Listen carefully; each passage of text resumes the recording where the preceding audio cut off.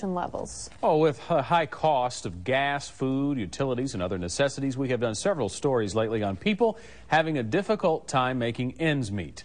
But what about meeting the needs of their extended families, particularly those of the four-legged variety? Pamela Smith reports tonight on a special effort to feed Fido and friends. For many people, pets are definitely a part of the family, and if they can't afford to feed themselves, imagine how they feel when their pets have to go hungry too. Each month, dozens of Arkansans who have fallen on even tougher times in what's become a rapidly declining economy turn to what's been a constant for them. Do you need toilet paper? Faithful volunteers at the food pantry at Quapaw United Methodist Church, a religious community that not only cares about people, but pets. Denise Dorton has founded a program she single-handedly manages out of the back of her SUV. I'm basically a one-woman show. I get contributions, you know, from the congregation and from other sources. Though limited, to make sure that when food pantry recipients are being taken care of, some other important family members are as well. There you go. And it happens the third Tuesday of every month. She loads her SUV with donated pet food, tracking inventory based on the needs of pet owners and their four-legged friends. I've done it long enough now. I can match people with, you know, their names and their cards and stuff. A lot of their pets. Yeah, and their pets. They keep me updated. Like little Francis a while ago was telling me about her little dog. He's got infections in his ears, and she's like 17 years old. An animal lover herself, Dorton has 3 cats.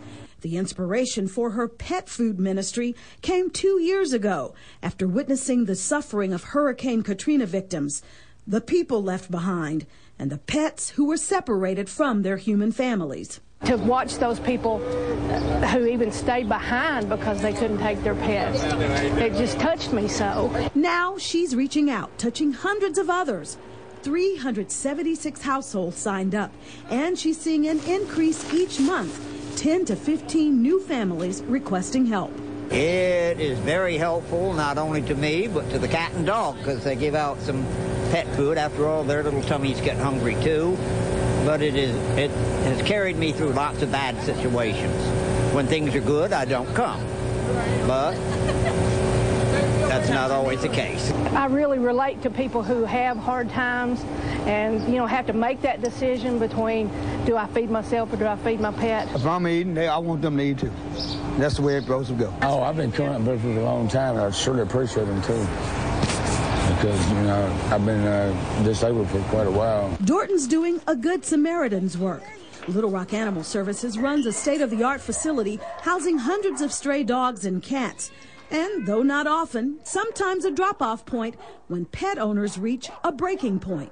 There are people out there that that can't afford. I mean, they're living on a fixed income, and especially the way the times are now, they need a little help. And I'm glad that there's somebody out there that's not just thinking about the human part of it, but also thinking about the animals. They may only eat for a couple of days on what we're able to provide, but a couple of days is better than no day. Dorton's church members are committed to people and pets. We have a Chihuahua that comes to services rather regularly. She's like our poster child or our mascot. There was even a blessing ceremony for the latest inductees, the four-legged members of the Healing Angels Ministry. We're going to have the second group of dogs that have graduated from school to go to nursing homes and hospitals. They're therapy dogs, trained therapy dogs. To lift spirits of the people they interact with. And just as they're doing what they're trained and perhaps inspired to do, Dorton remains committed to their health and well-being, doing it one bag of food at a time. It is my calling. I really feel like this is what I was meant to do. Dorton relies on donations to keep her work going. Roughly 75 bags of dog food and 35 bags of cat food are given out each month. An expensive undertaking. If you'd like to help, you can make donations to the pet ministry at Quapaw United Methodist Church. Pamela Smith, Channel 7 News.